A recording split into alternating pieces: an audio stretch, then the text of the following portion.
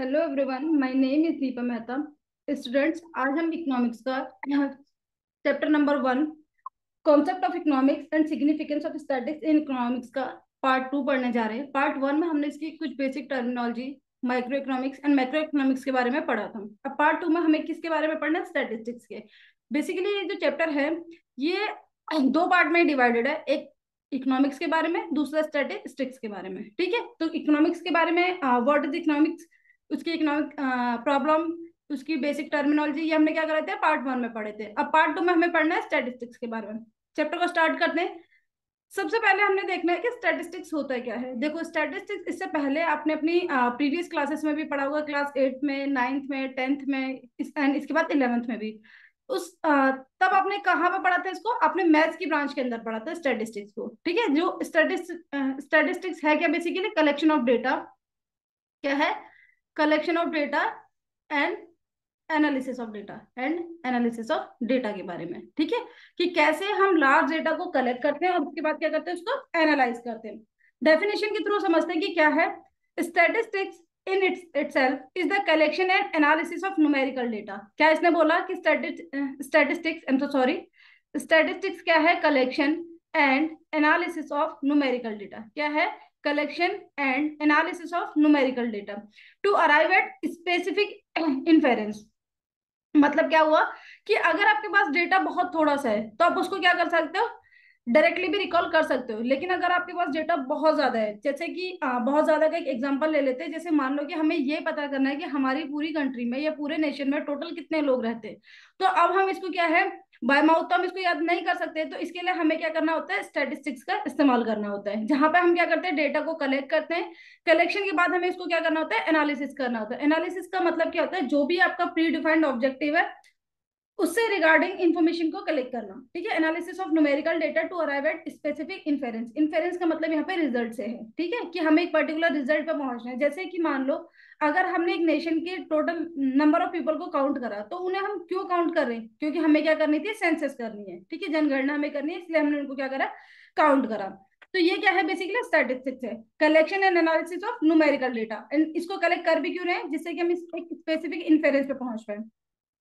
This academic discipline, मतलब इस academic discipline का मतलब क्या होगा? ये जो पर्टिकुलर सब्जेक्ट है finds application in various other branches of studies. ठीक है, सच एज इकोनॉमिक्स। कहते हैं जो स्टैटिस्टिक्स है, ये आपको पढ़नी कहाँ पर है? ये आपको इकोनॉमिक्स के अंदर भी पढ़नी है। ठीक है, इकोनॉमिक्स में इसका बहुत बड़ा रोल है। किसका? स्टैटिस्टिक्स का।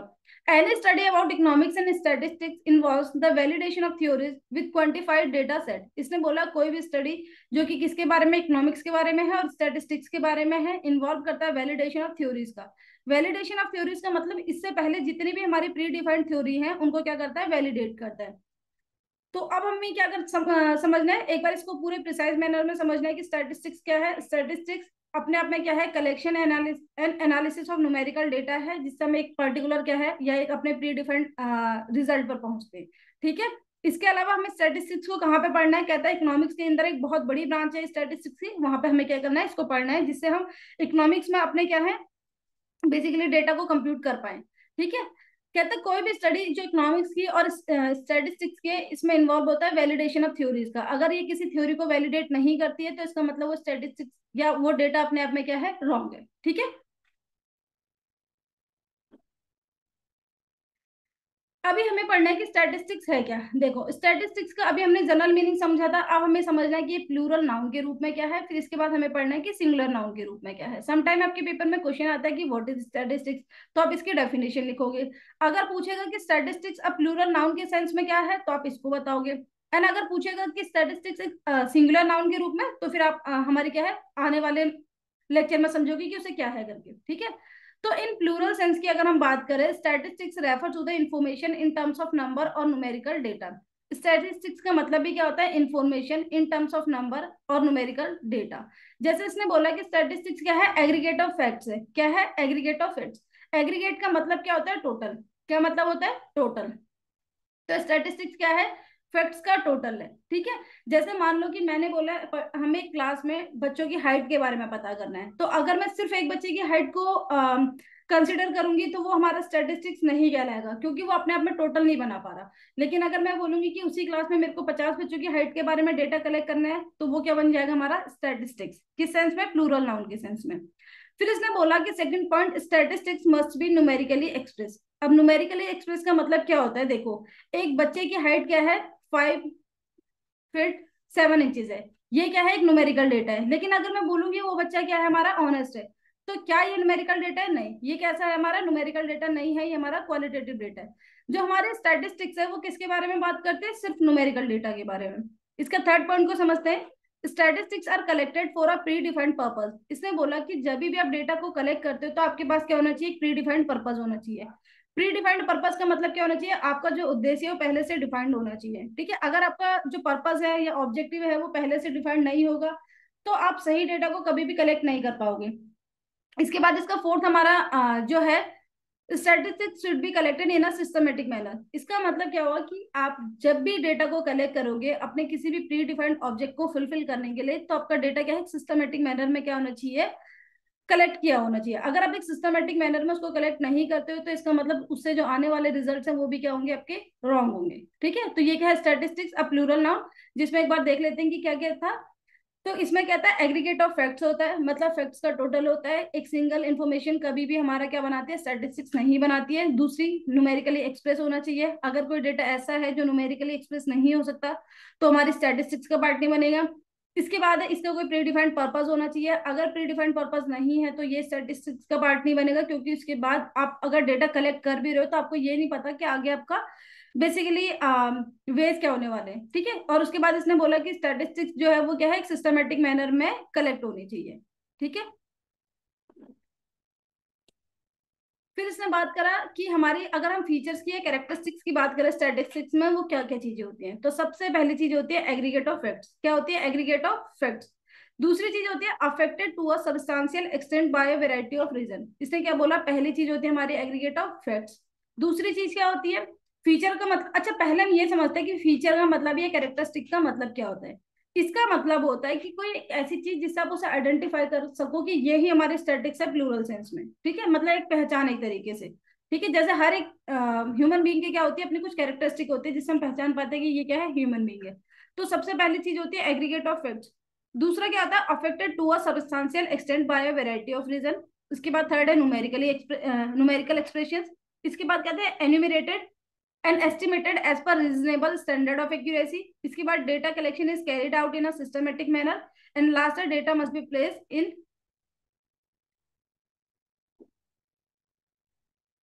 relation to one another. अब इसके बाद वन बाय वन हम सबकी डिटेल पढ़ेंगे कि क्या है करके।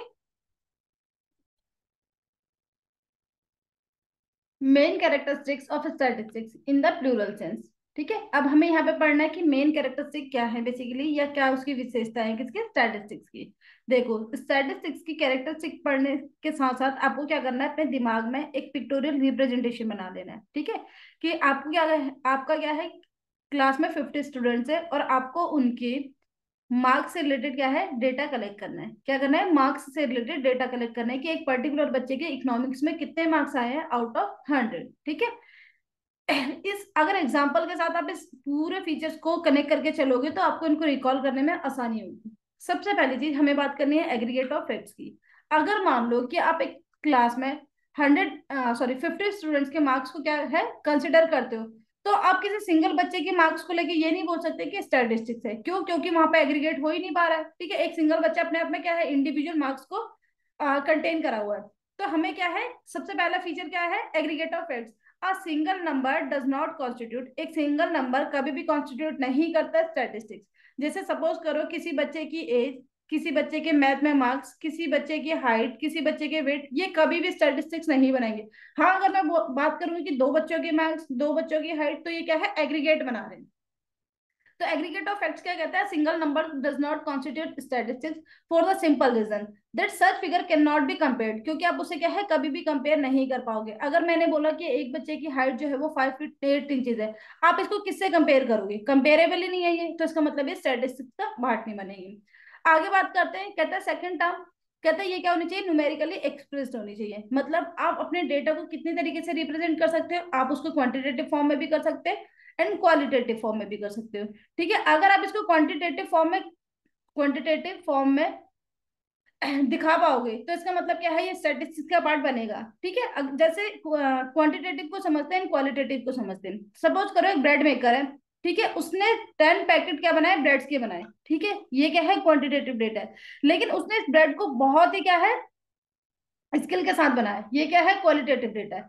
अब आप इकोनॉमिक्स के अंदर या फिर स्टैटिस्टिक्स के अंदर हमेशा कैसे डेटा को लेते हैं, क्वांटिटेटिव डेटा को लेते हैं। क्वालिटेटिव डेटा की स्टैटिस्टिक्स के अंदर कोई रोल नहीं होता। A numerically expression in the mathematics can be a combination of numbers and integers combined using mathematical operation, ठीक है, जिनमें पॉसिबल हो सके addition, subtraction, multiplication and many more. ठीक है, तो पहला क्या हो गया, एग्रीगेट ऑफ फैक्ट्स होना चाहिए, दूसरा क्या है, न्यूमेरिकली एक्सप्रेस होना चाहिए। अब बात करते हैं आगे, क्या है, मल्टीप्लिसिटी ऑफ कॉजेज होना चाहिए। इसको समझते हैं कि क्या है करके। कहते हैं it means that statistics is not affected by any single factor but affected by many causes. इसने बोला कि हमारी जो स्टैटिस्टिक्स है उसमें आप जो डेटा को कलेक्ट करते हो ना, वो कभी भी सिंगल फैक्टर से क्या है, अफेक्ट नहीं होती, बल्कि बहुत सारे रीजन होते हैं उसके अफेक्ट, मतलब उसके चेंज होने के पीछे। एग्जाम्पल के लिए समझते हैं, कहते हैं if there 20% rise in the food prices then rise in food prices में only be not due to a single factor. कहते हैं कि 20% राइज हो जाता है फूड प्राइसेस में, क्या फूड प्राइसेस में राइज सिर्फ एक कारण से होगा, तो कहते हैं नहीं, इसमें बहुत सारे कारण हो सकते हैं, जैसे कि हाई डिमांड हो सकता है, जैसे कि शॉर्टेज ऑफ फूड हो सकता है। तो ये कहते हैं मल्टीप्लिसिटी ऑफ कॉजेज होते हैं। मतलब अगर आपकी स्टैटिस्टिक्स में कोई डेटा ऐसा है जो सिर्फ एक फैक्टर से अफेक्ट होता है, तो वो कभी भी स्टैटिस्टिक्स का पार्ट नहीं बनेगा। बहुत सारे फैक्टर होने चाहिए उसके पीछे किस चीज के लिए, अफेक्ट होने के लिए। ठीक है, third is multiplicity of causes. इसके बाद फोर्थ की बात करते हैं, कहते हैं रीजनेबल एक्यूरेसी होनी चाहिए। देखो ये काफी अपने आप में इंपॉर्टेंट पॉइंट है, रीजनेबल एक्यूरेसी कैसे इंपॉर्टेंट है, इस चीज को समझते हैं। देखो अगर आप साइंस के प्रिंसिपल की बात करें तो वो क्या है, 100% ट्रू है। कैसे है, 100% ट्रू है। अगर आप मैथ के प्रिंसिपल की बात करोगे तो वो अपने आप में क्या है, 100% ट्रू है। जैसे मैंने बोला कि 2+2 अगर 4 है तो पूरी दुनिया में ही 4 है। लेकिन स्टैटिस्टिक्स के केस में कभी भी आप क्या है, एब्सोल्यूट एक्यूरेसी की बात नहीं कर सकते हो। यहाँ पे हमेशा कैसी होती है, रीजनेबल एक्यूरेसी होती है। कैसी होती है, रीजनेबल। एब्सोल्यूट ना होगी, यहाँ पे कैसी एक्यूरेसी होती है, रीजनेबल। ठीक है, एब्सोल्यूट का मतलब क्या होता है, एब्सोल्यूट का मतलब होता है कि 100% ट्रू है। ठीक है, पूरी दुनिया में ये चीज ऐसी ही कही जाएगी।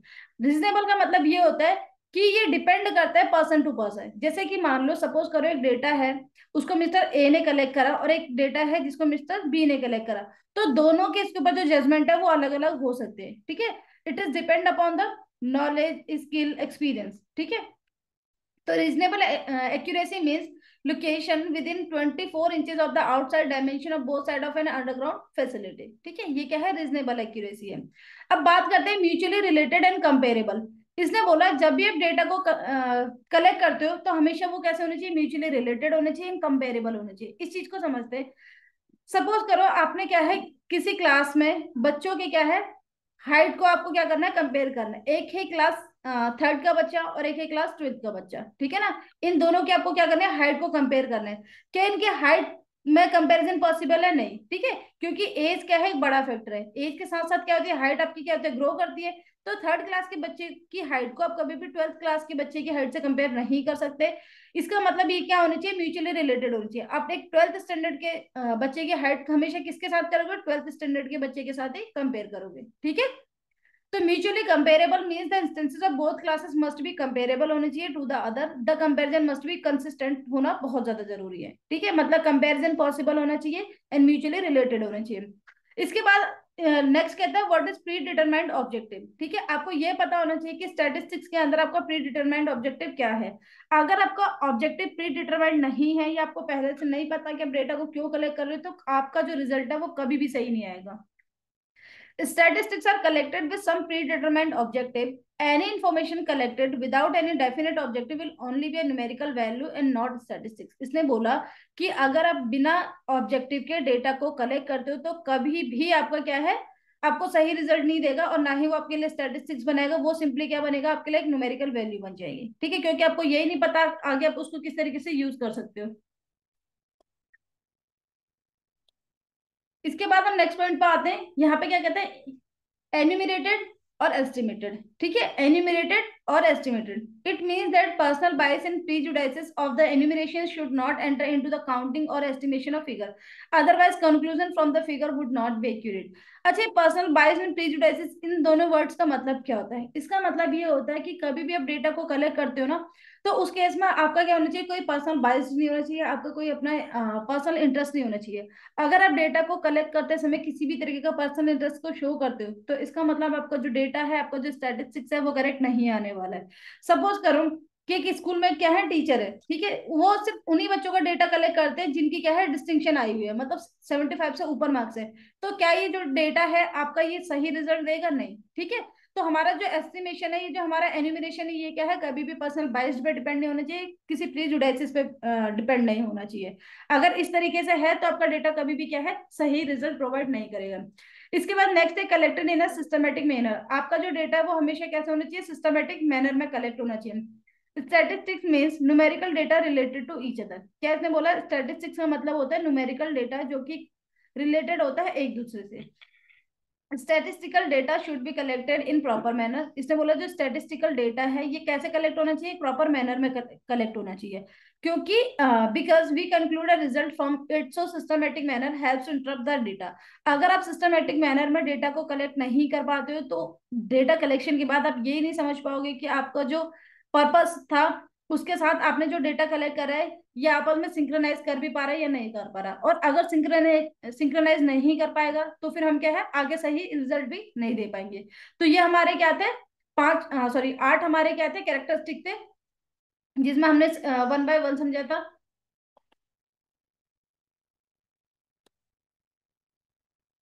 हाँ, एक बार फिर से देख लेते हैं क्या क्या चीज था। पहला था aggregate of facts, numerically express होनी चाहिए, एंड मल्टीप्लिसिटी ऑफ कॉजेज होनी चाहिए, ठीक है। नेक्स्ट,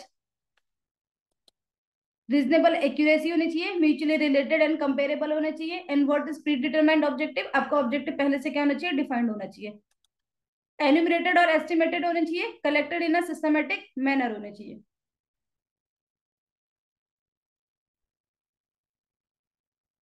अब हमें क्या समझना है कि स्टैटिस्टिक्स क्या होती है बट अ सिंगुलर नाउन, ठीक है। क्या समझना हमें कि स्टैटिस्टिक्स क्या होती है बट एक सिंगुलर नाउन के सेंस में। In the singular sense statistics में be defined as the science of collection, presentation, analysis and interpretation of numerical data. मतलब क्या हुआ कि स्टैटिस्टिक्स क्या है, हमारी एक तरीके का विज्ञान है, जिसमें हमें क्या करना होता है, डेटा को कलेक्ट करना होता है। क्या करना होता है, डेटा को कलेक्ट करना होता है, उसके बाद हमें क्या करना होता है, प्रेजेंट करना होता है, उसके बाद हमें उसका एनालिसिस करना होता है, और उसके बाद हमें क्या करना होता है, उसे इंटरप्ट करना होता है, मतलब उसको समझना होता है। इसको एक इस तरीके से हम एग्जांपल से समझते हैं। सपोज करो कि आपके जो स्कूल के टीचर्स हैं, वो आपका क्या करते हैं, एक रजिस्टर मेंटेन करते हैं, अटेंडेंस रजिस्टर मेंटेन करते हैं, जिसमें पहले वो क्या करते हैं, हर एक मॉर्निंग में आपके डेटा को कलेक्ट करते हैं कि कितने बच्चे हमारे प्रेजेंट है, कितने बच्चे एब्सेंट है, कितने बच्चे लीव पर है, ठीक है। वो क्या हुआ, डेटा का कलेक्शन हुआ। उसके बाद वो क्या करते हैं, जब डेटा को कलेक्ट कर लेते हैं, वो आपके क्या करते हैं, अपने रजिस्टर, अटेंडेंस रजिस्टर में उसे मेंटेन करते हैं। इस तरीके से क्या करते हैं, अटेंडेंस रजिस्टर में उसे मेंटेन करते हैं। वो किसका पार्ट बनेगा, प्रेजेंटेशन का। उसके बाद उसे क्या करना होता है, एनालाइज करना होता है, समझना होता है। एनालाइज का मतलब क्या होता है कि जैसे मान लो क्लास में टोटल 50 स्टूडेंट्स थे, तो इसमें से कितने बच्चे प्रेजेंट है, लेट सपोज कि हमारे 45 प्रेजेंट है, मान के चलते कि हमारे एब्सेंट कितने हैं, 4 है, एक बच्चा हमारा क्या है, लीव पर है। तो इस तरीके से हम क्या करते हैं, डेटा को एनालिसिस करते हैं, और बाद में उसके बाद इंटरप्रिटेशन करते हैं कि हमारा जो बेसिकली स्कूल में जो स्टूडेंट का हमारा जो रिटेंशन रेट है वो किस तरीके से है। तो इस तरीके से उसे क्या करा जाता है, इंटरप्ट करा जाता है। एक बार समझते हैं इसे कि हमारा जो सिंगुलर सेंस में स्टैटिस्टिक्स है, वो एक तरीके का विज्ञान है, जिसमें वो क्या करता है, डेटा को कलेक्ट करेगा, उसके बाद प्रेजेंट करेगा, एनालिसिस करेगा, और उसके बाद क्या करेगा, उसे इंटरप्ट करेगा, ठीक है। इस तरीके से अगर हम समझे तो हमारी क्या है, एक तरीके से स्टेजेस हमारी बताई गई है किसमें, स्टैटिस्टिकल स्टडी में। इसमें 5 स्टेज हमें बताई गई है, stage 1, stage 2, stage 3, stage 4 and stage 5। समझते कि क्या, स्टेज 1 में आपको क्या करना है, डेटा को कलेक्ट करना है। उसके बाद आपको क्या करना है, उसको ऑर्गेनाइज करना है। डेटा का कलेक्शन अभी हमने समझा था, स्कूल के सारे बच्चे, कितने बच्चे हमारे प्रेजेंट है, कितने बच्चे एब्सेंट है, ये क्या है, कलेक्शन ऑफ डेटा है। ऑर्गेनाइजेशन का मतलब क्या होगा, आपको उस डेटा को ऑर्गेनाइज्ड वे में लिखना है। जैसे कि सपोज करो आपने 3 कॉलम बनाया, जिसमें पहला कॉलम आपका रोल नंबर्स का होगा, सेकंड कॉलम आपका नेम्स का होगा, और उसके बाद थर्ड कॉलम आपका क्या होगा कि कितने बच्चे प्रेजेंट है, कितने बच्चे एब्सेंट है, इस तरीके से, ठीक है। फिर इसके बाद हमारा बाद में क्या आता है, प्रेजेंटेशन आता है। प्रेजेंटेशन किसका पार्ट है कि आपने डेटा को किस तरीके से उसमें दिखाया हुआ है। इसके बाद हमारा आता है एनालिसिस। एनालिसिस में हमने समझा था कि हमें ये समझना होता है कि यार कितने बच्चे हमारे प्रेजेंट है। सपोज के हमारे 45 प्रेजेंट थे, 4 एब्सेंट थे एंड एक लीव पर था। और उसके बाद उस डेटा को इंटरप्ट करना होता है। इंटरप्रिटेशन की मदद से हम समझ सकते हैं कि बच्चे कितने लीव पर रहते हैं, कितने प्रेजेंट और कितने एब्सेंट रहते हैं, इस तरीके से। ठीक है। इस तरीके से हमें यहाँ क्या है, कुछ स्टैटिस्टिकल्स इन्होंने टूल बताए हुए हैं कि अगर हमें डेटा को कलेक्ट करना है तो कौन कौन से मेथड हो सकते हैं। ठीक है। जैसे हम इनको आगे वन बाय वन तो समझेंगे ही, बट यहाँ पे एक जिस्ट लेके चलते हैं। जैसे अगर आपको डेटा को कलेक्ट करना है तो आप क्या कर सकते हो, यहाँ पे सेंसस मेथड को ऑप्ट कर सकते हो। ठीक है। इसके बाद अगर आपको डेटा को ऑर्गेनाइज करना है तो आप टेलीबास की हेल्प ले सकते हो। प्रेजेंटेशन के लिए आप क्या कर सकते हो, इसका पाई चार्ट बना सकते हो, इसकी टेबल्स फॉर्म कर सकते हो, इसका लाइन ग्राफ बना सकते हो, इस तरीके से। एनालिसिस के लिए आप क्या कर सकते हो, रिग्रेशन मेथड का इस्तेमाल कर सकते हो, कोएफिशिएंट का यूज कर सकते हो, कोरिलेशन का यूज कर सकते हो। एंड अगर बात आए रिजल्ट्स की या इंटरप्रिटेशन की, तो हम क्या क्या कर सकते हैं, एवरेजेस का, या फिर हम क्या कर सकते हैं, रिलेशनशिप स्टैब्लिश कर सकते हैं अपने कुछ इकोनॉमिक वेरिएबल्स के बीच में। ठीक है। आई होप आप लोगों को ये 5 स्टेजेस समझ में आ गई होगी, और हर एक स्टेज में हमें किस तरीके से किस टूल का यूज करना है ये भी समझ में आ गया होगा। अब हम ये समझते हैं कि स्टैटिस्टिकल टूल्स क्या होते हैं। ठीक है। तो टूल्स का अगर हम एक जनरल मीनिंग समझे तो टूल्स का मतलब क्या होता है, कोई भी एक ऐसी चीज जो हमारे काम को क्या करती है, आसान करती है। ठीक है। तो समझते हैं कि क्या है, the most well known statistical tools are the mean, the arithmetic average of numbers, that is median, mode, range, dispersion, standard deviation, interquartile range, coefficient of variation. इसके अलावा अगर हम बात करें हमारे कोरिलेशन की, ठीक है, तो ये सारे के सारे हमारे क्या है, स्टैटिस्टिकल टूल हैं, जिसकी मदद से हम क्या कर सकते हैं, अपने डेटा को इंटरप्ट कर सकते हैं, अपने डेटा को एनालाइज कर सकते हैं। एक बार समझते हैं कि क्या है, the most well known statistical tool are mean, arithmetic average of numbers, median, mode, range, dispersion, standard deviation, interquartile range, coefficient of variation. आपको इस डेफिनेशन को अलग से याद करने की जरूरत नहीं है, क्योंकि आपकी 11th क्लास की बुक में आने वाले चैप्टर्स में आपको इन सभी को पढ़ना है, तो आप वहीं आपको क्या होगा, वन बाय वन वहीं से रिकॉल हो जाएगा। ठीक है। There are also software packages. अच्छा, इसको हम बात करते हैं कि यहाँ तक तो अगर हम बात करें हमारे एकेडमिक पर्पज के लिए डेफिनेशन ठीक है, लेकिन अगर हम बात करें अपनी वर्किंग प्रोफेशनल्स की, तो उनके लिए अगर हम बात करें स्टैटिस्टिकल टूल्स, तो वो कभी भी मीन, मीडियन, मोड को पेन पेपर पर नहीं लिखते हैं। इसके लिए वो क्या करते हैं, सॉफ्टवेयर का इस्तेमाल करते हैं। जैसे इसने बताया भी कि हमारे सॉफ्टवेयर पैकेजेस SAS या SPSS, इन सबको यूज करके वो क्या करते हैं, अपनी स्टडी को परफॉर्म करते हैं, या आप कह सकते हैं अपने डेटा को एनालाइज करते हैं, अपने डेटा को इंटरप्ट करते हैं। आई होप आप लोगों को समझ में आ गया कि स्टैटिस्टिक्स सिंगुलर नाउन के सेंस में क्या होती है, इसके बाद उसकी 5 स्टेजेस कौन कौन सी होती हैं, उसके बाद इसको समझ जाता है कि स्टैटिस्टिकल टूल क्या होते हैं। ठीक है।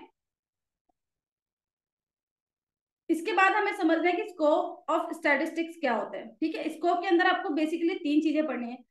अच्छा, स्कोप का मतलब क्या होता है, इस चीज को समझते हैं पहले। स्कोप का मतलब क्या होता है कि स्टैटिस्टिक्स के दायरे में क्या क्या चीजें आती हैं। ठीक है। तो इसमें सबसे पहले हमें इसकी प्रकृति के बारे में पढ़ना है, नेचर ऑफ स्टैटिस्टिक्स क्या होती है। इसके बाद हमें सब्जेक्ट मैटर पढ़ना है कि इसके अंदर हमें पढ़ना क्या क्या है, और बाद में इसकी लिमिटेशंस को भी पढ़ना है। ठीक है। लिमिटेशंस का मतलब क्या हुआ कि क्या स्टैटिस्टिक्स के अंदर कोई कमियां या कोई सीमाएं हैं जिसकी वजह से हम स्टैटिस्टिक्स को यूज नहीं कर पा रहे हर जगह पे, इस तरीके से। तो सबसे पहले हमें क्या करना है, हमें पढ़ना है नेचर ऑफ स्टैटिस्टिक्स को। अच्छा, एक बार फिर से समझते हैं, स्कोप के अंदर हमें क्या पढ़ना है, नेचर के बारे में पढ़ना है कि उसकी प्रकृति किस तरीके की है। इसके बाद हमें इसका सब्जेक्ट मैटर पढ़ना है, और इसके बाद हमें इसकी लिमिटेशन पढ़नी है। नेचर ऑफ स्टैटिस्टिक्स को समझते हैं कि क्या है। सबसे पहले इसने क्या बोला कि statistics is both science and art. अब इस डेफिनेशन को या इस लाइन को ही समझ लेते हैं कि पहले क्या है। देखो, स्टैटिस्टिक्स क्या है, अपने आप में साइंस भी है और अपने आप में आर्ट भी है। साइंस का मतलब क्या हुआ, जैसे साइंस के प्रिंसिपल क्या होते हैं, रिजिड होते हैं। कैसे होते हैं, रिजिड होते हैं। आप उनमें फ्लेक्सिबिलिटी को लेके नहीं आ सकते, जिस तरीके से वो लिखे गए हैं उसी तरीके से आपको क्या करना पड़ता है, उनको एक्सेप्ट करना पड़ता है। तो स्टैटिस्टिक्स भी कुछ इसी तरीके से कि इसके कुछ प्रिंसिपल कैसे है, रिजिड है। ठीक है। जैसे वो है वैसे ही आपको मानने पड़ेंगे। जबकि कुछ क्या है, आर्ट है। आर्ट का मतलब क्या होता है, ये person to person different differ करता है। जैसे मान लो कि मिस्टर ए के लिए किसी भी डेटा को प्रेजेंट करने का तरीका हो सकता है पाई चार्ट हो। ठीक है। जबकि एक दूसरे पर्सन है जिनका नाम क्या है, मिस्टर बी है, ये उसी डेटा को किसे बार ग्राफ से प्रेजेंट कर सकते हैं। तो ये किसके ऊपर डिपेंड करता है, ये डिपेंड करता है ये डिपेंड करता है उनकी नॉलेज, उनकी स्किल्स के ऊपर। ठीक है।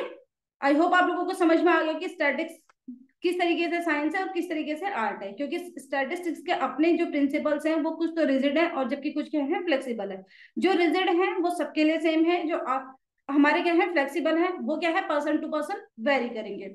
Statistical method are systematic and have a general application which makes it a science. इसने क्या बोला, जो स्टैटिस्टिकल मेथड है वो कैसे है, सिस्टमैटिक है, ठीक है, और ये इनके क्या है, कुछ जनरल प्रिंसिपल्स है which makes it a science, जो कि इसको क्या बनाते हैं, साइंस बनाते हैं, ठीक है, क्योंकि जहां पे सिस्टम को फॉलो करा है, जहां पे रिजिडिटी को फॉलो करा जाता है, वही क्या है, आपकी साइंस है।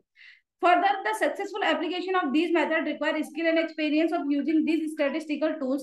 इसी तरीके से इसने बोला कि इनकी सक्सेसफुल एप्लीकेशन के लिए आपकी नॉलेज का, आपकी स्किल का होना बहुत ज्यादा जरूरी है, जो पर्सन टू पर्सन डिफर करती है, ठीक है, स्टैटिस्टिकल टूल्स को यूज करने के लिए। स्टैटिस्टिकल टूल्स क्या हो सकते हैं, अभी हमने ऊपर समझा था, पाई चार्ट, बार ग्राफ, ये सारे के सारे क्या है, स्टैटिस्टिकल टूल है। आई होप आप लोगों को यहाँ तक समझ में आ गया होगा।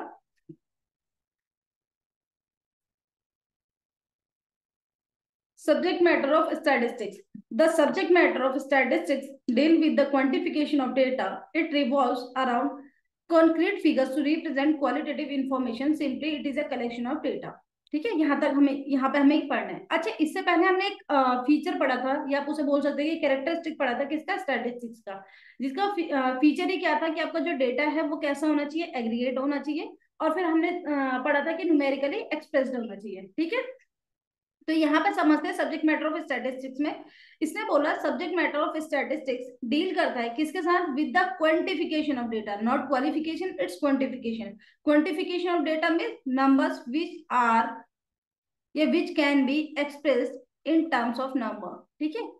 तो ये क्या हो गया, subject matter of statistics deal करता है क्वांटिफिकेशन ऑफ डेटा के साथ। क्वांटिफिकेशन का मतलब होता है number. It revolve around concrete figures to represent qualitative information. ये क्या कहते हैं, हालांकि नंबर कैसे यूज करता है, क्वांटिटेटिव, लेकिन हमें डेटा कैसा प्रोवाइड करता है, क्वालिटेटिव, ठीक है, information. Simply it is a collection of data. अब इसमें आगे समझते हैं कि क्या चीज है डिस्क्रिप्टिव स्टैटिस्टिक्स। क्या समझना है, descriptive statistics. Descriptive statistics describe, show, and summarize the basic feature of data set found in a given study, presented in a summary that describe the data sample and its measurement. It helps analysts to understand the data better. अब ये descriptive statistics का मतलब क्या होता है, descriptive statistics का मतलब होता है आपको डेटा को, आपको क्या करना है, सबसे पहले कलेक्ट करना है, ऑर्गेनाइज करना है, प्रेजेंट करना है, एनालिसिस करना है, और इंटरप्ट करने के बाद एक्चुअल में तुम्हारा क्या रिजल्ट आया है उसको आपको क्या लिखना है, लैंग्वेज फॉर्म में लिखना है। जैसे कि मान लो आपने दो कंपनी का क्या करा, प्रॉफिट के बेसिस, प्रॉफिट को लेके आपने क्या करा, कुछ डेटा को कलेक्शन करा, फिर उसके बाद आपने क्या बनाया, उसके ऊपर कोई रिपोर्ट तैयार करी, फिर आप उस रिपोर्ट से कोई एक आपके ऑब्जर्वेशन दे पा रहे हो या नहीं दे पा रहे हो, that is descriptive statistics. Descriptive statistics describe करता है, शो करता है, और उसके बाद समराइज करता है basic feature of data set के, कि किस तरीके का डेटा सेट था। जैसे मान लो कि कंपनी ए का प्रॉफिट अच्छा है, कि कंपनी बी का प्रॉफिट अच्छा है, कंपनी ए का प्रॉफिट पिछले साल के मुकाबले कितना परसेंट घटा या बढ़ा, इसी तरीके से कंपनी बी का, एंड मैनी मोर, ठीक है।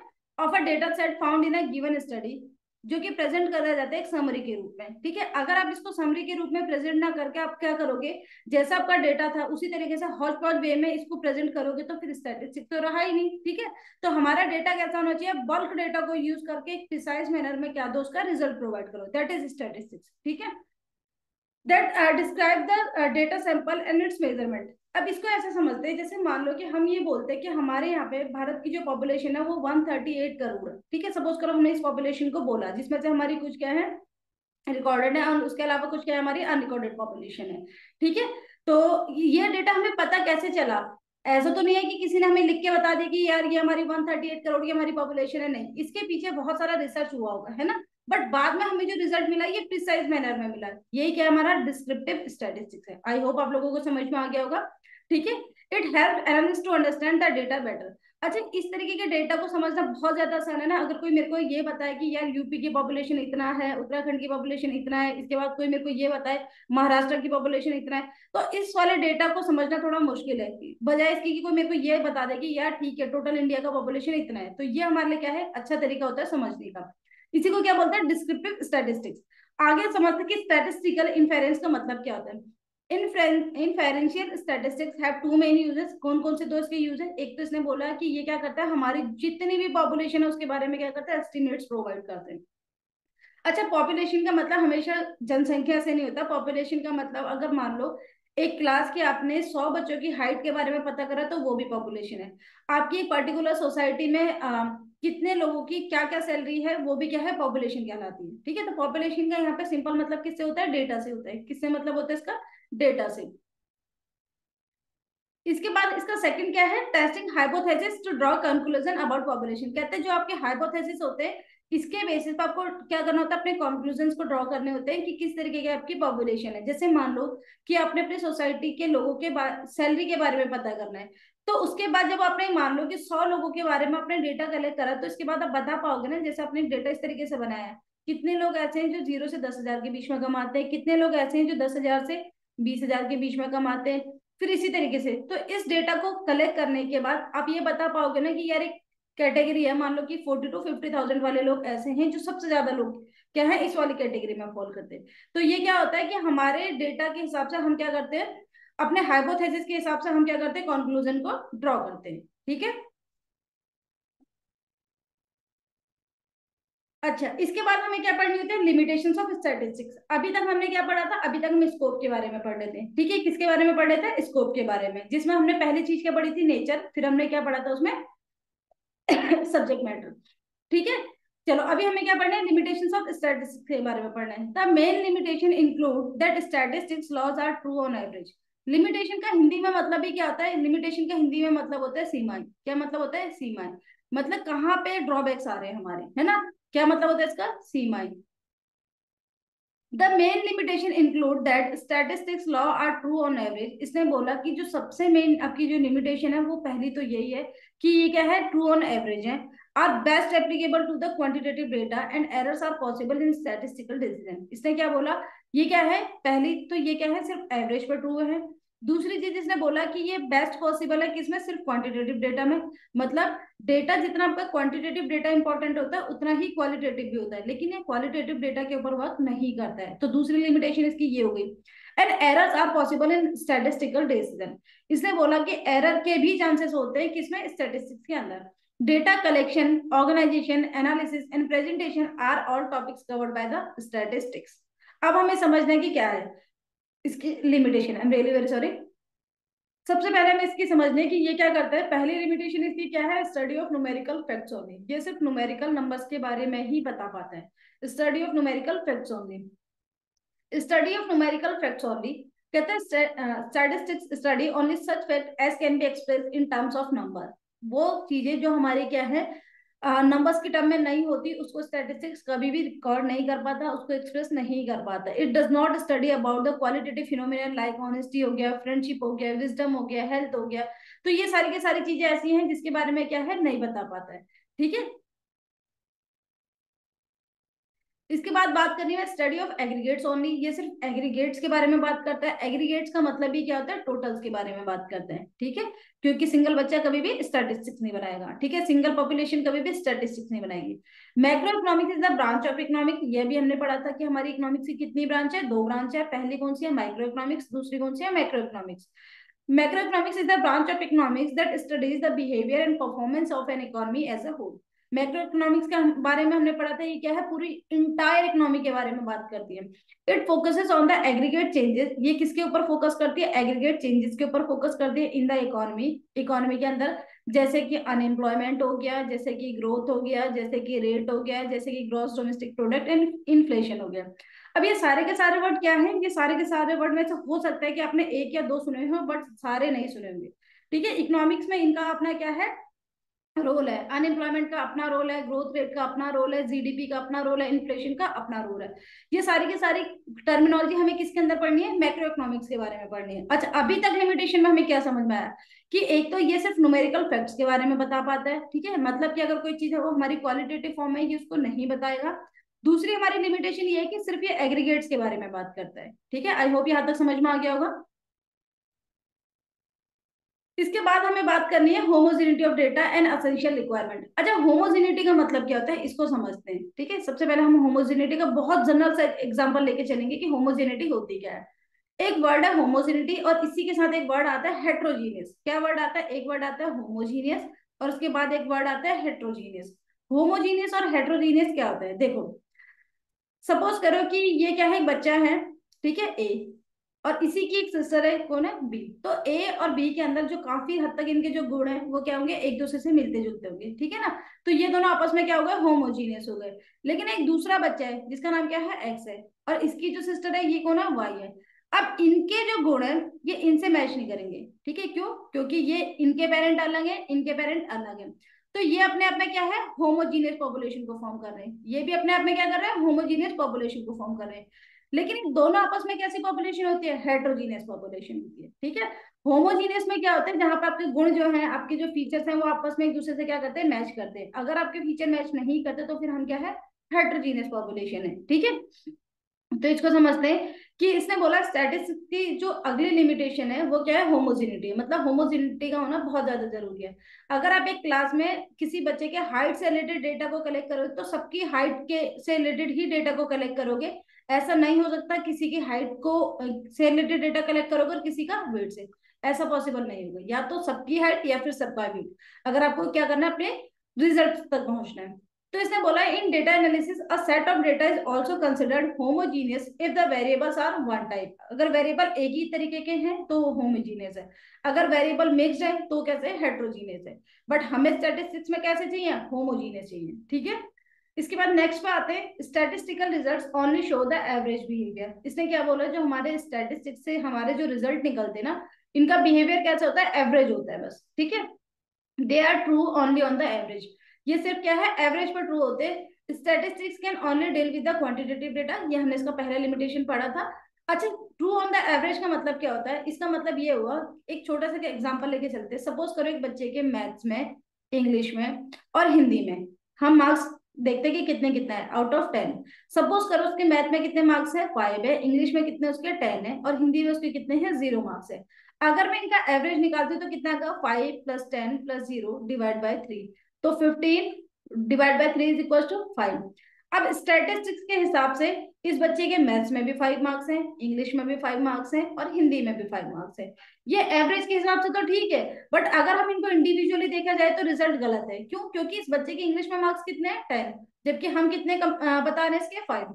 हिंदी में कितने हैं, 0, जबकि हम इसके कितने बता रहे हैं, 5। तो ये क्या है, इंडिविजुअल बेसिस पे डेटा क्या हो जाता है, फेल कर जाता है। एवरेज में तो ठीक है, बट ये क्या है, इंडिविजुअल बेसिस पे डेटा को सही रिजल्ट नहीं दे पाता।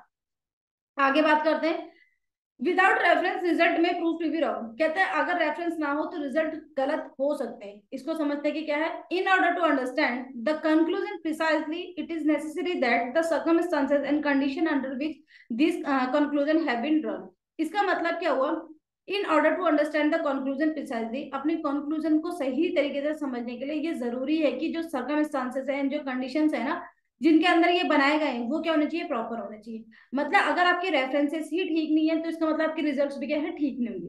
जैसे मान लो कि सपोज करो आपको एक क्लास है, सपोज क्लास कौन सी है आपकी, 11th ए एक क्लास है, ठीक है। आपको 11th ए के सारे बच्चों के इकोनॉमिक्स के मार्क्स चाहिए, जिसके ऊपर आपको क्या है, अपना स्टैटिस्टिक्स या अपना रिजल्ट क्या है, देना है। तो आपने इस इकोनॉमिक्स के मार्क्स का जो डेटा है, अगर आप इकोनॉमिक्स के टीचर से लोगे तो इसका मतलब वो क्या है, रेफरेंस ट्रू है। बट अगर आप सोचोगे यार इस इकोनॉमिक्स के मार्क्स हम क्या करते हैं, मैथ्स के टीचर से क्या कर लेते हैं, ले लेते हैं, तो यहाँ पे आपका रेफरेंस ही गलत है, ठीक है। समझ में आया, चलो। अब हम समझते हैं कि इसका अगला लिमिटेशन क्या है। कहता है can be use only by the experts. अभी हमने इसमें समझा था कि जब हमने चैप्टर की स्टार्टिंग करी थी तब हमने समझा था कि हमारी जो इकोनॉमिक्स है उसमें कि अपनी क्या है, कुछ टर्मिनोलॉजी है जो इकोनॉमिक्स के अंदर यूज होती है। इसी तरीके से हमने समझा था कि हमारी जो स्टैटिस्टिक्स है, कहते हैं ये ना सिर्फ एक्सपर्ट्स के द्वारा यूज करी जाती है। अभी एक्सपर्ट्स कौन होते हैं, एक्सपर्ट्स वो होते हैं जिन्हें सब्जेक्ट की नॉलेज होती है, जिनको क्या होती है, सब्जेक्ट की नॉलेज होती है, ठीक है। तो on heterogeneous data statistics can not be implemented. कहते हैं in gathering, analysing, interpreting the data, if adequate care is not taken, statistical finding can be misleading. Statistical data can be treated effectively only by a person who has a professional knowledge of statistics. मतलब आपने जो data collect करा, आपने जो data को analyse करा, आपने जो डेटा को ऑर्गेनाइज करा या बेसिकली प्रेजेंटेशन दिया या इंटरप्ट करा, अगर आपने वो प्रॉपर केयर के साथ नहीं करा और एक किसी नॉलेजेबल पर्सन के द्वारा वो चीज नहीं करी गई है, तो इसका मतलब क्या है, वो फिर तुम्हारी क्या है, डेटा आपके लिए वेस्ट है। क्यों, क्योंकि उस पर्टिकुलर पर्सन को यही नहीं पता कि इसके पीछे का ऑब्जेक्टिव क्या है, और जब तक उसे ऑब्जेक्टिव नहीं पता वो सही डेटा को कलेक्ट भी नहीं कर पाएगा। तो इसका मतलब क्या है, जो आपके स्टैटिस्टिकल डेटा वो सिर्फ एक्सपर्ट्स के द्वारा ही यूज किए जाते हैं, ठीक है। मतलब इसका हम सीधा सीधा मतलब ये समझ सकते हैं कि इसमें प्रोफेशनल नॉलेज का होना बहुत ज्यादा जरूरी है। अगर प्रोफेशनल नॉलेज नहीं है तो आपका जो स्टैटिस्टिकल डेटा है वो क्या है, एक तरीके से गलत हो जाएंगे, ठीक है। जैसे मैंने ये बोला कि हमारे यहाँ पे सपोज करो कि हमने बोला कि आरबीआई का क्या है, रेपो रेट जो है, एक एग्जांपल ले लेते हैं। आरबीआई का जो रेपो रेट है, मैंने बोला कि अभी हमारा जो करंट में है वो 4.90% चल रहा है। ये हमारा क्या है, करंट रेट है। लेकिन इसका मतलब क्या हुआ, ये तो कोई प्रोफेशनली हमें बता सकता है ना, वो भी कौन सा प्रोफेशनल जिसे स्टैटिस्टिक्स की नॉलेज होगी। तो इसका मतलब हमारे लिए ये डेटा क्या है, एक तरीके से गलत है अगर हमें इसकी नॉलेज नहीं है, ठीक है। चलो आगे बढ़ते हैं। Prone to misuse statistics when used in a misleading fashion, कैसने बोला when used in a misleading fashion can trick the casual observer into believing someone other than what the data shows. That is a misuse of statistics occur when a statistical argument asserted a falsehood. In some cases the misuse may be accidental. इसने क्या बोला, यहाँ पे बहुत ज्यादा chances है कि आपका जो डेटा है वो क्या है, मिसयूज हो सकता है। किस तरीके से मिसयूज हो सकता है इसको समझते हैं। कहते हैं when used in a misleading fashion can trick a casual observer into believing something other than what। ठीक है, इसको समझने के लिए हम एक वही वाला एग्जांपल ले लेते हैं जैसे 6 और 9 का होता है, ठीक है। किसका होता है, 6 और 9 का होता है। देखने वाले को ये भी 6 लग रहा है, देखने वाले को ये भी 6 लग रहा है, ठीक है। डिपेंड ये करता है कि आप खड़े कहाँ पे, जो पर्सन यहाँ पे खड़ा है उनको यहाँ से 6 लगेगा, जो इधर खड़े हैं उनको भी यहाँ से 6 लगेगा। इसका मतलब ये हो गया statistics when used in a misleading fashion में जब इसे यूज करा जाता है can trick a casual observer into believing something other than what the data shows. मतलब जिस तरीके से दिखाई दे रहा है, मतलब जिस तरीके से डेटा है उस तरीके से दिखा के किसी और तरीके से दिखाया जाता है, ठीक है। That is a miss use of statistics अगर जब एक स्टैटिकल आर्गुमेंट क्या हो जाता है, असर्ट हो जाता है, एक फॉल्सहुड।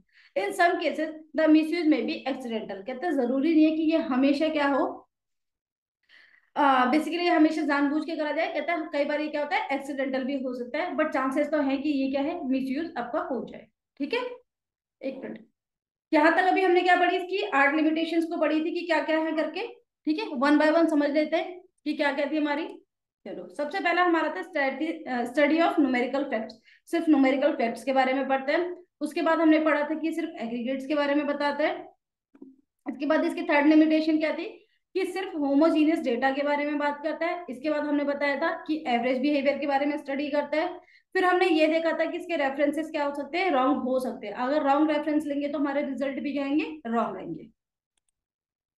फिर हमने ये पढ़ा था कि अगर आपको स्टैटिस्टिक्स को पढ़ना है तो आपके पास क्या होनी चाहिए, प्रोफेशनल नॉलेज होनी चाहिए। और लास्ट हमारा क्या था, मिसयूज होने के चांसेस बहुत ज्यादा है। अब ये हो सकता है कि एक्सीडेंटल हो सकता है कि ये वॉलंटरी भी हो, ठीक है।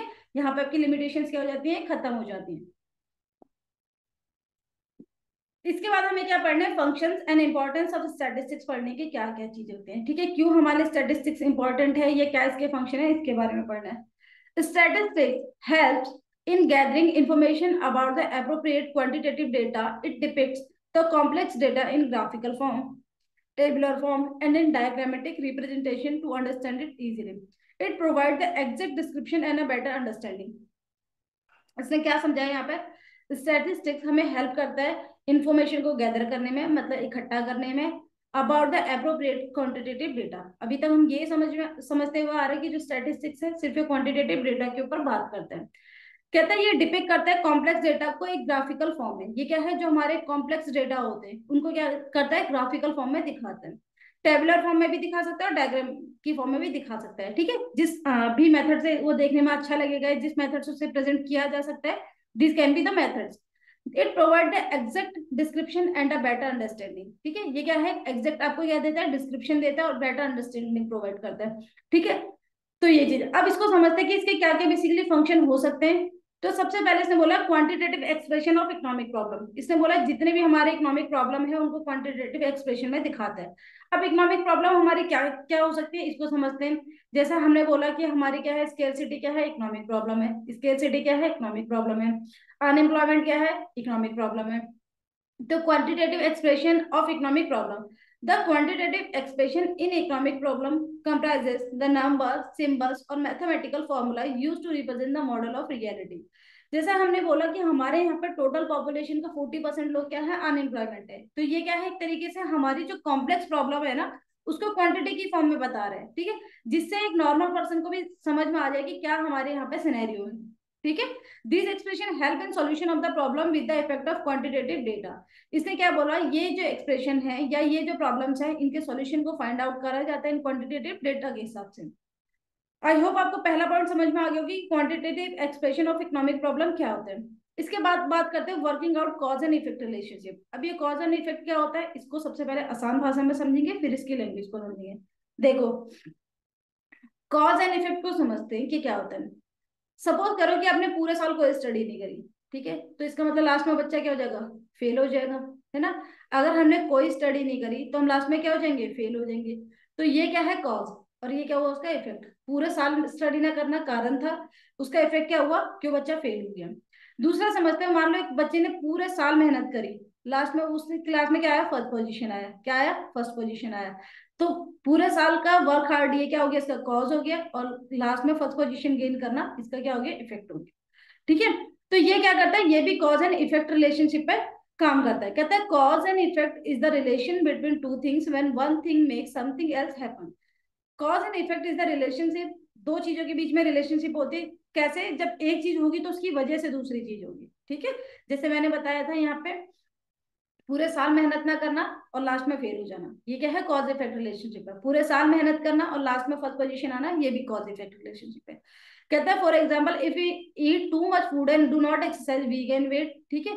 Eating food without exercise is the cause and gaining weight is the effect, ठीक है। इसी तरीके से यहाँ पे क्या है, बहुत सारे एग्जाम्पल्स पूछ सकते हैं।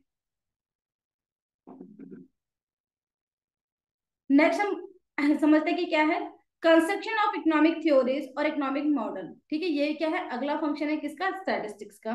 Economic models generally consist of a set of mathematical equation that describe a theory of economic behaviour. क्या इसने बोला, इकोनॉमिक मॉडल के अंदर क्या क्या चीजें होती है, इकोनॉमिक मॉडल के अंदर क्या क्या चीजें होती है। कहते हैं इसमें होता है सेट ऑफ मैथमेटिकल इक्वेशन, जैसे हमारी प्रोडक्शन फंक्शन होते हैं, ठीक है। इस तरीके से हम कॉस्ट के फंक्शन बनाते हैं, इस तरीके से हम रिवेन्यू के फंक्शन बनाते हैं। तो ये क्या है, हमारी कुछ मैथमेटिकल इक्वेशंस होते हैं जो कि डिस्क्राइब करती है थ्योरी ऑफ इकोनॉमिक बिहेवियर की। थ्योरी ऑफ इकोनॉमिक बिहेवियर का मतलब, जैसे हमने बोला कि हमारी जो इनकम है वो किसके बराबर होती है, इनकम किसके बराबर है आपकी, एक्सपेंडिचर प्लस सेविंग के बराबर। किसके बराबर है, एक्सपेंडिचर प्लस सेविंग के बराबर। तो ये क्या बता रही है, ये इनके बीच में रिलेशनशिप को एस्टैब्लिश कर रही है। The aim of model builders is to include enough equations to provide useful clues about how rational agents behave or how an economy works। तो इसने क्या बोला कि इकोनॉमिक थ्योरी के बारे में और इकोनॉमिक मॉडल के बारे में क्या है, एक तरीके से कंस्ट्रक्शन है, उनको बनाता है। Economic model generally consist of set of material sorry mathematical equations that describe a theory of economic behaviour, ठीक है। इकोनॉमिक इकोनॉमी हमारी किस तरीके से बिहेव करती है, उसको क्या करते हैं, मैथमेटिकल फॉर्म में दिखाया जाता है। इसके बाद हम बात करते हैं इकोनॉमिक फोरकास्टिंग की। अच्छा, फोरकास्टिंग का मतलब क्या होता है, फोरकास्टिंग का मतलब क्या होता है, अनुमान लगाना। क्या मतलब होता है फोरकास्टिंग का, अनुमान लगाना। तो किस तरीके से अनुमान लगाया जाता है, कई बार आपने सुना होगा, अगर आप न्यूज़पेपर वगैरह पढ़ते हो तो आपने देखा होगा कि नेक्स्ट ईयर के लिए आरबीआई ने ये बोला है कि हमारा जो इन्फ्लेशन रेट है वो 7% होगा। कैसे आरबीआई इस चीज को बता देते हैं कि नेक्स्ट ईयर हमारा जो इन्फ्लेशन रेट है वो 7% होगा, जबकि आरबीआई ने तो नेक्स्ट ईयर अभी तक देखा ही नहीं है, ठीक है। जिस तरीके से हमें, उसी तरीके से तो आरबीआई में भी लोग काम कर रहे हैं ना।